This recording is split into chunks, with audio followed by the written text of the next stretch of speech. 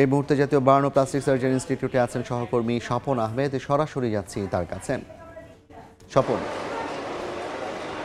গাজীপুরের যে ঘটনাটি ঘটেছিল সেই ঘটনার পরে আজকেও কিন্তু একজন নিহত হয়েছে, অর্থাৎ মারা গিয়েছেন। অর্থাৎ তিনি হচ্ছেন ওয়্যার হাউস ইন্সপেক্টর জান্নাতুল নাইম। তিনি আজকে যিনি 42% দগ্ধ হয়েছিলেন এবং আজকে ঘটনার 5 দিনের মাথায় তার মৃত্যু হলো। তিনি আপনারা নিশ্চয়ই জানেন যে এই ঘটনায় সর্বমোট 5 জন দগ্ধ হয়েছিল। সেই দগ্ধতার কারণে ইতিমধ্যেই কিন্তু ঘটনার পরদিন একজন এবং তারপরের দিন এবং আজকে পঞ্চম দিনে এসে ফায়ার ফাইটার সদস্য জান্নাতুল নাইম তিনি 10টার দিকে, আজকে সকাল 10টার দিকে তিনি মারা যান। আমরা যতটুকু জানতে পারলাম যে তার জানাজা প্রথম জানাজাতি অনুষ্ঠিত হবে ফায়ার সার্ভিসের যে সদর দপ্তর রয়েছে সেখানে, এবং তারপরেই আসলে তার গ্রামের বাড়ি শেরপুরের নকলা উপজেলায় তাকে দাফনের জন্য নিয়ে যাওয়া হবে। মাঝখানে যেখানে তিনি কর্মস্থলে ছিলেন, অর্থাৎ টঙ্গীর যে ফায়ার সার্ভিসের স্টেশন রয়েছে সেখানে তার মরদেহ নেওয়া হবে এবং সেখানে তার সহকর্মীরা তাকে দেখা শেষেই আসলে তার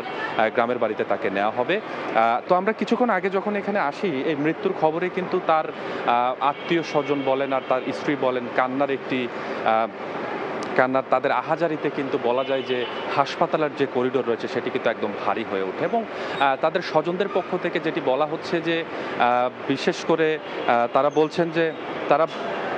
বলছেন যে এই যে ফায়ার সার্ভিস কর্মীরা যারা আসলে সবসময় অন্যের জীবন বাঁচানোর জন্য নিজেদের জীবন বিসর্জন দিয়ে থাকে, তাদের জন্য যারা নিহত হওয়ার পরে সরকারের পক্ষ থেকে কোনো ধরনের সহযোগিতা যেন করা হয়, এমনটি এই নিহত জান্নাতুল নাইম তার পরিবার এবং তার স্বজনদের পক্ষ থেকে আমাদের কাছে দাবি জানানো হয়েছে। অতএব এখান থেকে তার মরদেহ ফায়ার সার্ভিসের সদর দপ্তরে নেওয়া হবে এবং সেখানে জানাজা শেষে তার যে কর্মস্থল টঙ্গী সেখান থেকে সরাসরি তার যে শেরপুর নকলাতে তার মরদেহ অর্থাৎ তাকে দাফন করার জন্য নেওয়া হবে। এই ছিল এখন পর্যন্ত জাতীয় বার্ন ইনস্টিটিউশন থেকে আমার কাছে সবশেষ অবস্থা। সরাসরি যুক্ত ছিলাম ঢাকা মেডিকেল কলেজ হাসপাতালের বার্ন ইনস্টিটিউট থেকে।